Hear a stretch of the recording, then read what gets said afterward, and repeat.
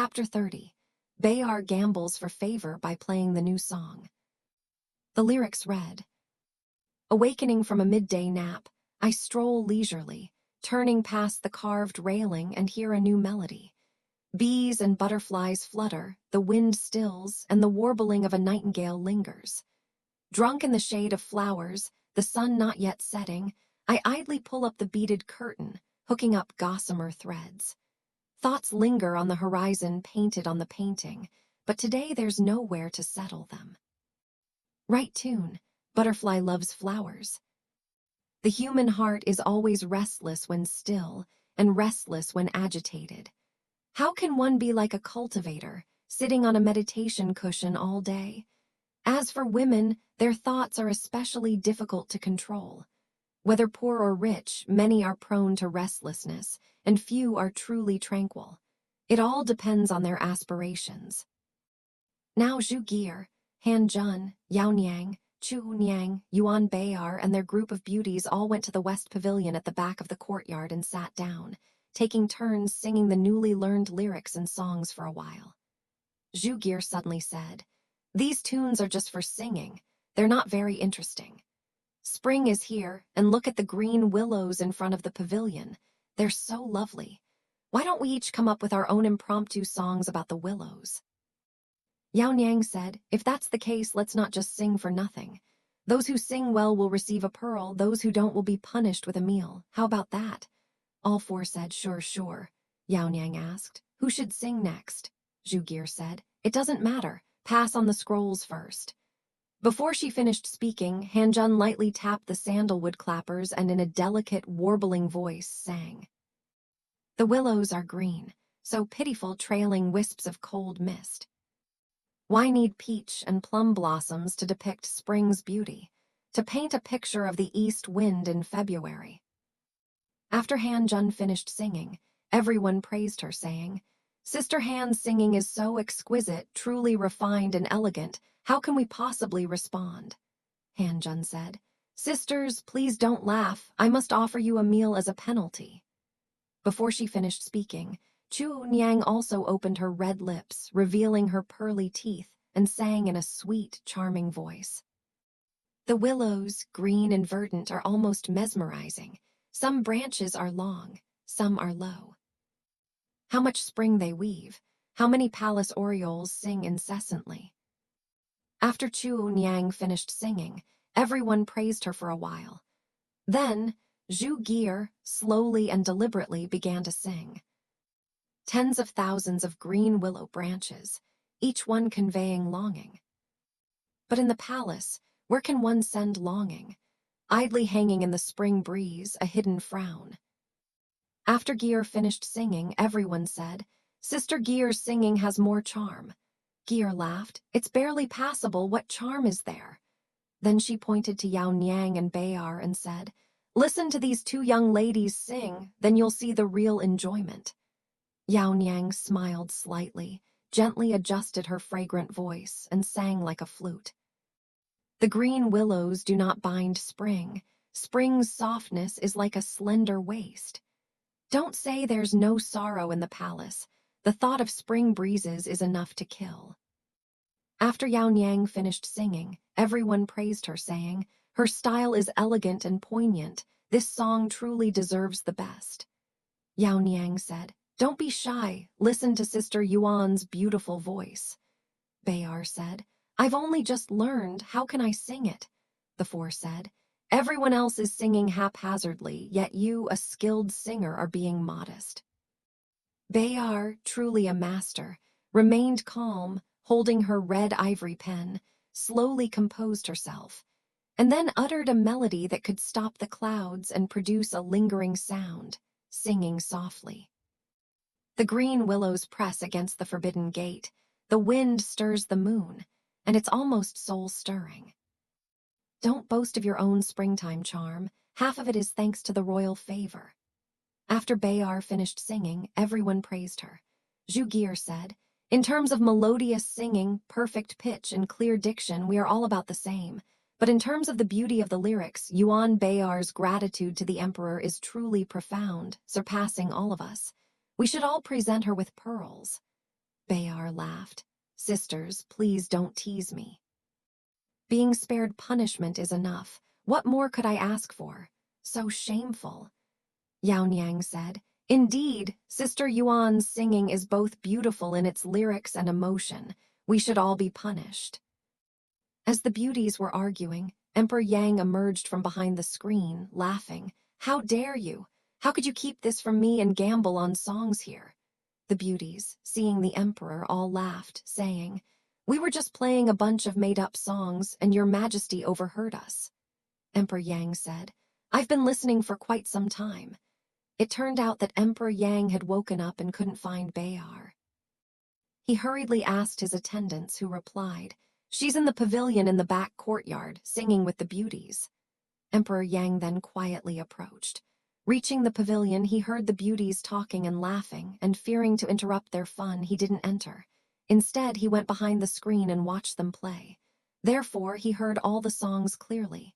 He then said, Stop arguing, come and let me judge for you. All the beauties came forward. Emperor Yang looked at Zhu Gear, Han Jun, Chu Niang, and Yao Niang and said, The four of you have elegant and refined lyrics and clear and melodious singing voices. You are all rare talents.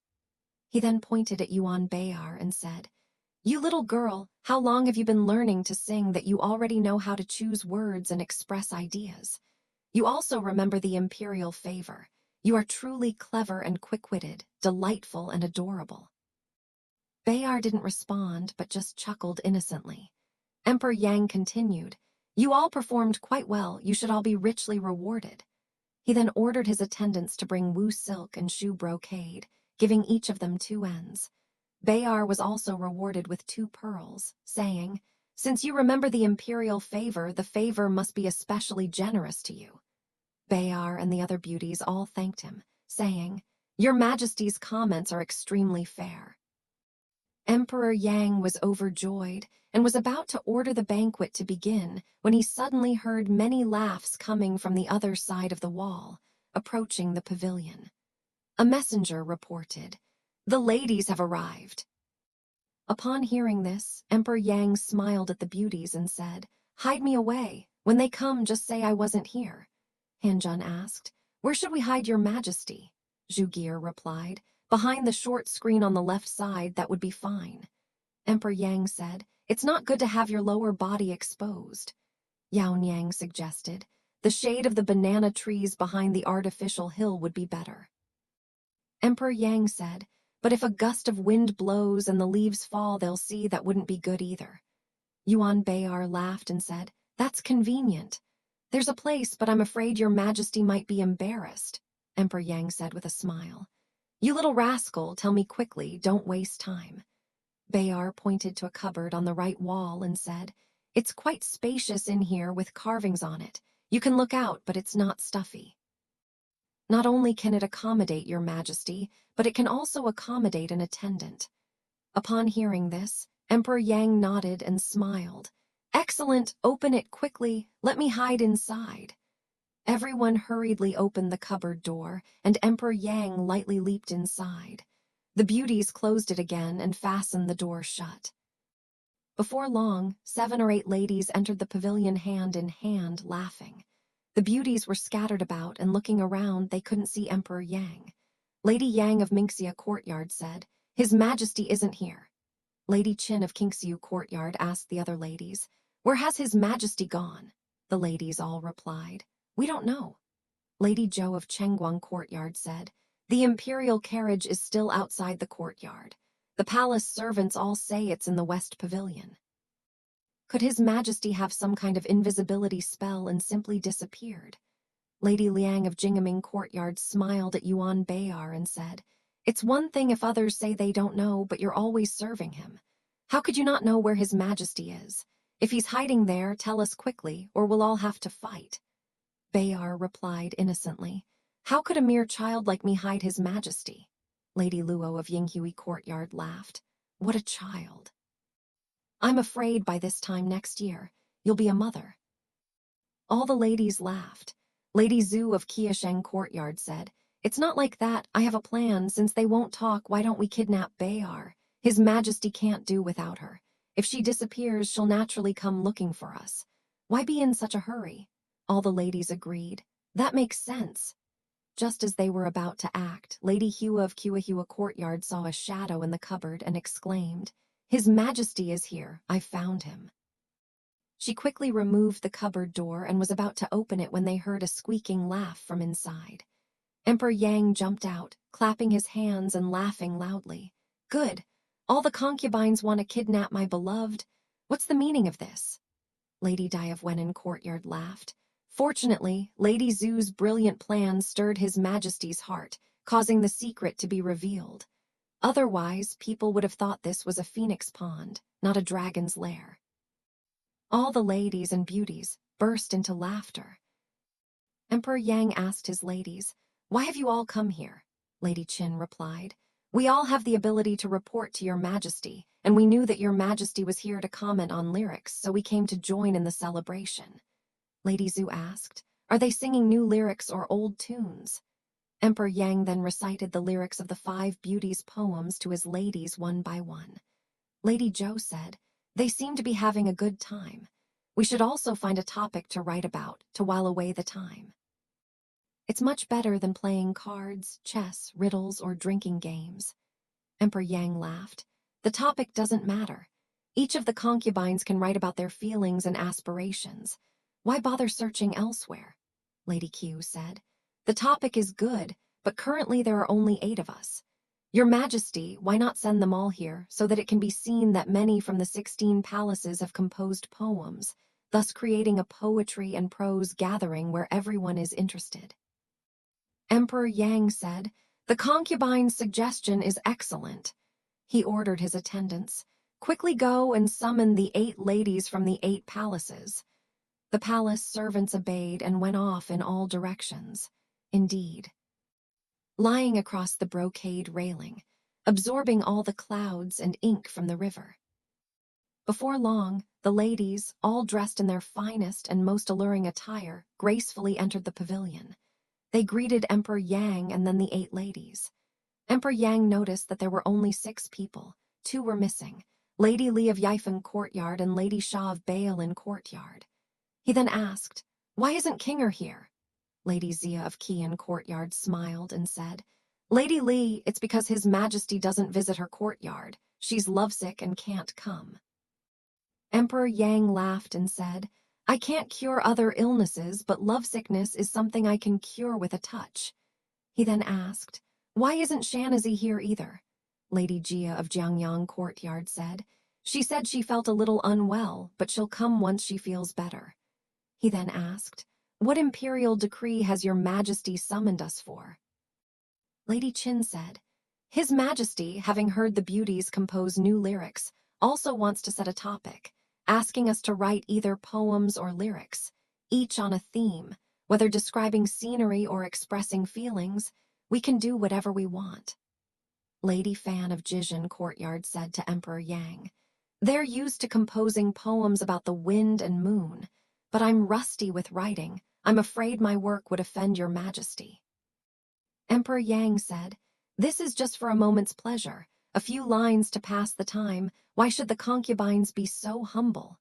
Lady Zai of Yingwen Courtyard said, "If it's for testing, even literary works must be judged, with rewards and punishments determined according to their merits," said Lady Jiang of Renjai Courtyard. "The chief judge is naturally His Majesty, but I dare not hope for a reward. What should the punishment be?" Lady Hua said, "The reward is a pearl for each of us to present to the top scholar. The punishment is to send the chief judge to another courtyard to have acupuncture done for him all night, and then test him again." Lady Qin said, "If that's the case, everyone will write crooked poems, and there will be nothing left to write about." Lady Jiang of Hemming Courtyard said, "That's not how it works. If someone writes something ugly, he should be punished by having a feast prepared for him to enjoy all day. If someone writes something imaginative, fresh, and elegant, we should all send the chief judge to another courtyard for a night of entertainment." Lady Zhou laughed and said, "According to you, I will never receive your favor again." Emperor Yang heard the ladies discussing this and laughed heartily. He said, "My ladies, there's no need to argue. Whether it's good or bad, I will make a fair judgment." The ladies then laughed and excused themselves from the court, taking their seats. An inkstone, a brush, and a piece of flowered stationery were laid out on the table beforehand. Everyone sat quietly, lost in thought. Emperor Yang sat in the middle, observing from all sides. Some rested their chins on their hands, some frowned as they painted their eyebrows, some fiddled with their skirts while looking down at the ground, and some held their brushes, gazing at the sky in contemplation. Several leaned against the railings, some strolled slowly in the shade of the flowers, some bit their nails and softly recited poems, and some hugged their knee pads, lost in thought. Emperor Yang, observing the behavior of these beauties, felt his heart flutter and couldn't help but stand up, like a lantern revolving around the center of the night. He would grind ink to the east and adjust the stationery to the west. He would lean against the table over there, gazing at their beautiful faces, and then lean back in his chair, patting their fragrant shoulders. He would wander into the courtyard, reluctant to leave those inside who were lost in their contemplation. He would enter the pavilion, wanting to see those outside, their hearts filled with longing.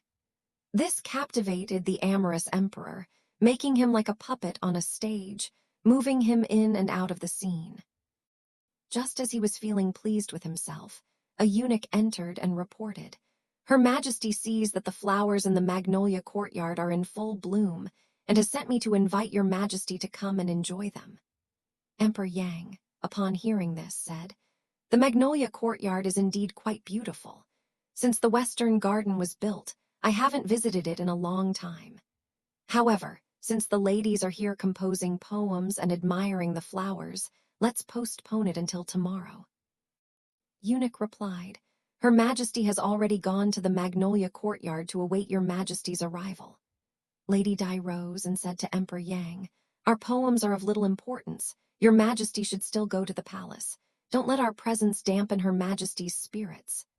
Emperor Yang pondered for a moment, then said, "In that case, why don't the concubines go for a walk together?" Lady Luo replied, "That won't do. Her Majesty hasn't issued an imperial edict summoning us. If we go to the palace as a group, we won't please her. Instead, we'll only annoy her." Emperor Yang nodded. "That's true. I'll wait until I see the scenery and then send someone to summon you. For now, everyone, please stay here and finish your essays." He rose, and the ladies saw him off at the pavilion. Emperor Yang then stopped them, saying, "Concubines, please go and do your own work. Don't let your thoughts wander." The ladies obeyed and entered the pavilion. Seeing all the beauties outside the pavilion, Emperor Yang said, "Since you're all idle, come with me for a short stroll." Bayar and the other four were overjoyed and followed Emperor Yang onto the jade carriage. They turned past the West Pavilion, past the Minxia and Chengguang courtyards, and approached the jade mountain mouth of the Kuihua courtyard. There, a small carriage came to greet them. Emperor Yang looked closely and recognized her as Lady Li of the Yifeng courtyard. Lady Li, seeing Emperor Yang's jade carriage, quickly alighted and prostrated herself before it. Emperor Yang helped her up, saying, "Well, you've been hiding until now. Consort Zia said you're lovesick, and I was just about to come and treat you." Lady Li smiled and said, "Your Majesty, how could you have time to come? I was just feeling melancholy and overslept, so I'm late. Please forgive me. May I ask where you summon us?" Emperor Yang then asked the beauties to sing, and the concubines also wanted to compose poems. "I told them to write down their thoughts and compose poems in the West Pavilion. Now, because the magnolia flowers are blooming in the Magnolia courtyard, and the Empress has come to invite me, I have no choice but to go," he explained. Lady Li said, "Since your Majesty is going to the palace, what interest do I have in the West Pavilion? I'd rather return to my courtyard, compose a poem, and present it to your Majesty." Emperor Yang said, "Since you are unwell, my concubine, you can make up for it the day after tomorrow. It's not a big deal. Why don't you come with me to the palace to see the flowers? I'll rest in your courtyard tonight. I have something to say to you." Lady Li dared not refuse. Emperor Yang pulled Lady Li to sit in the jade carriage with him, and they spoke intimately for a long time. Before long, they arrived at the palace, where Empress Zio received them. Lady Li greeted Empress Zio. Empress Zio said to Emperor Yang, "I saw that all the flowers in the Magnolia courtyard were in full bloom, so I sent my servants to invite your majesty to admire them." She then said to Lady Li, "The other day, you sent a palace maid to inquire after me, and I also received your flower bracelet, which was beautifully crafted. I've been thinking about it for the past 2 days. Coming here today is just what I wanted," Lady Li replied. "It's just a small token of my respect for your majesty. It's nothing to be grateful for." Emperor Yang said, "I haven't been to the Magnolia courtyard in a long time and was just about to visit. I didn't expect my wife to share my sentiment." The three of them talked and walked, and in a short while, they arrived at the Magnolia courtyard. Emperor Yang looked around and saw thousands of flowers in full bloom. It was truly magnificent. The imperial family's wealth was as vast as heaven and earth, and the palace's splendor surpassed all others. Emperor Yang, Empress Zio, and their entourage strolled around for a while before coming to the courtyard to drink. Empress Zio asked, "What did your majesty enjoy in the garden that led me to invite you here?" Emperor Yang replied, "I happened to wake up and saw Zhu Gear and the others hiding in the pavilion behind the courtyard, gambling on songs and games. I eavesdropped for half a day and their singing was quite interesting." Empress Zio asked, "How interesting?" Emperor Yang then recounted in detail how the beauties sang, how they gambled, and how he himself judged their performance. Empress Zio looked at the beauties and said, "Since you have such good songs, why don't you sing them again for me and see if your majesty's judgment is fair?" Emperor Yang said, that makes sense. I won't let you sing for nothing. Sing one, and I'll drink a cup of wine with the Empress, and Consort Li will also drink a cup." The beauties dared not refuse and had to sing the willow song one by one. Empress Zio praised them all highly. When it was Yuan Bayar's turn to sing, Emperor Yang, about to flaunt his imperial favor, listened intently. Unexpectedly, she cleverly deviated from the usual verses and sang. "The willows are green and delicate, like flowers in full bloom. Her painted eyebrows reveal her true nature as a little palace maid. Above the 9 heavens, spring is as vast as the sea. How dare she boast of the heavens' abundant rain and dew?" Emperor Yang, both surprised and delighted, exclaimed, "Look at this little girl, so clever. Because my wife is here, she sings above the 9 heavens. Spring is as vast as the sea. How dare she boast of the heavens' abundant rain and dew?" This is clearly a self-deprecating remark about being a palace maid, showing her reluctance to monopolize my favor. Empress Zio was overjoyed, saying, "Though young, she possesses considerable talent and ability." She summoned her and personally offered her a cup of wine, saying, "At such a young age, you understand the difference between high and low and know how to conduct yourself. You remember the emperor's favor first, yet dare not exaggerate, truly a virtuous lady." She then took off one of her gold bracelets and rewarded her with it. Bayar accepted the gift without a word, only giggling innocently. Empress Zio said to Emperor Yang, "The servant said your majesty was composing poems with the ladies in the West Pavilion. Why are the others missing? Only your majesty came with Lady Li." Emperor Yang pointed to the beauties and said, "They were betting on composing new poems when the concubines happened to bump into us. They found out and wanted me to give them a topic to amuse them. Lady Li didn't come. She only met me at the Jade Mountain Pass when my wife invited me back to the palace. I brought her to see the flowers to add to the fun."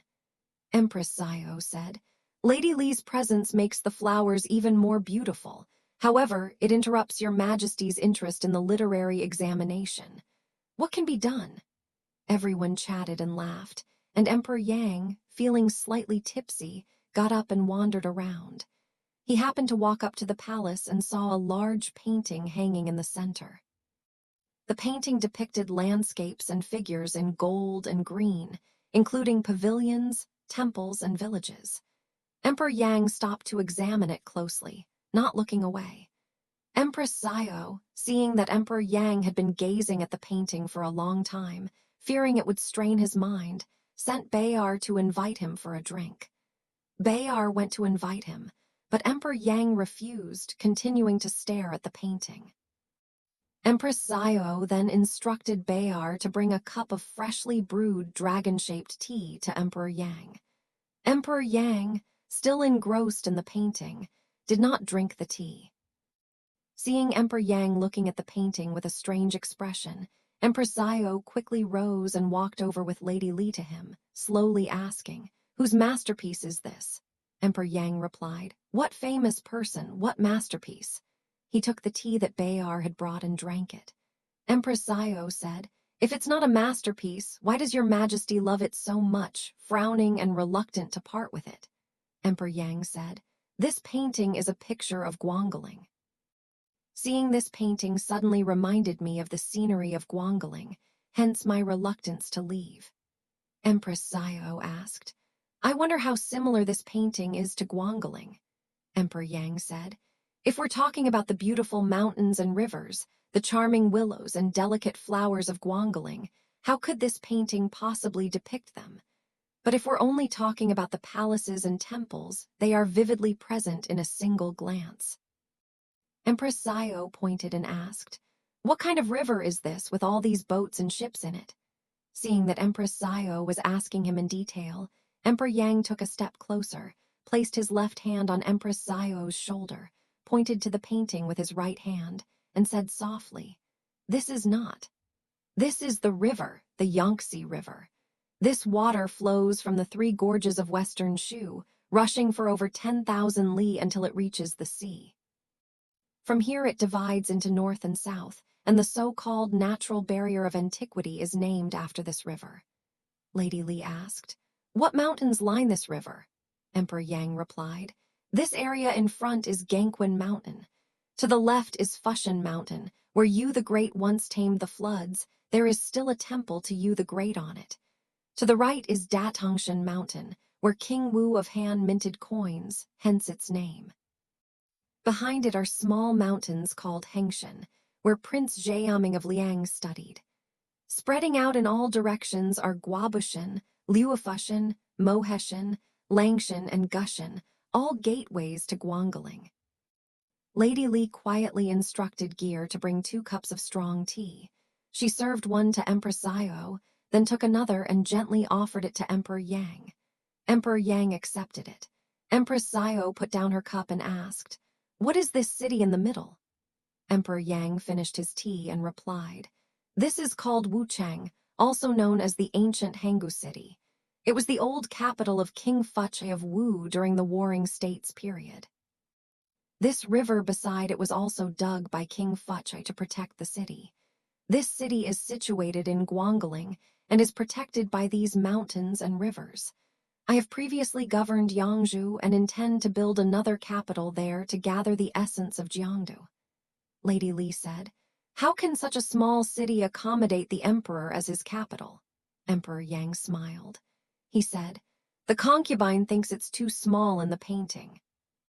If we go there, it will be spacious and we can enjoy it to our heart's content."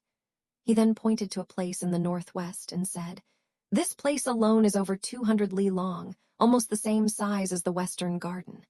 If I were to establish my capital here, I could build 16 palaces just like the Western Garden." He then pointed around randomly, saying, "Here we can build a platform, here we can erect a tower, here we can build a bridge, here we can dig a pond."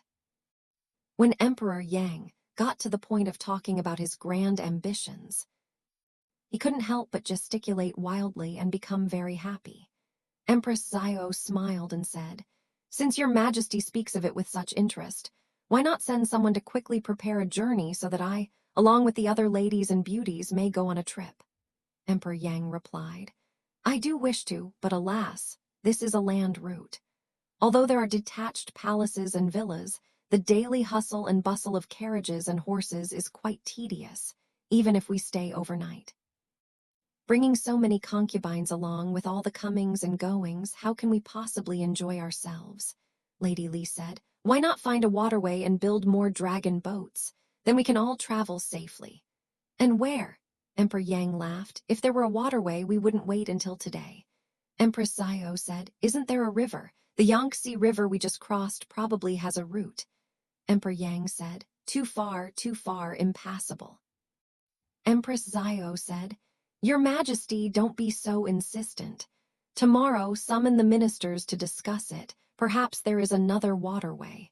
Let's go and drink, don't worry so much. Emperor Yang, hearing this, took Empress Zio's hand, and the three of them went to the courtyard to drink. They drank cup after cup until the lamps were lit. Lady Li rose and said goodbye to Emperor Yang and Empress Zio, wishing to return to her quarters. Emperor Yang didn't speak, only looking at Empress Zio.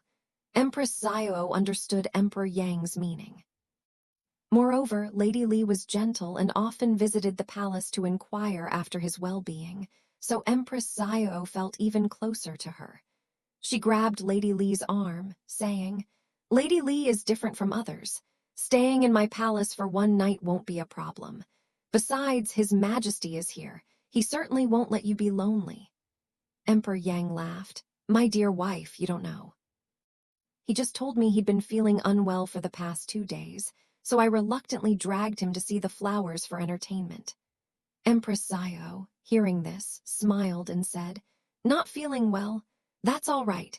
Stay here. I'll have His Majesty send over a dose of evening herbal powder in a little while. It'll ensure you're feeling much better when you come back to court. This made Lady Li cover her mouth and just laugh.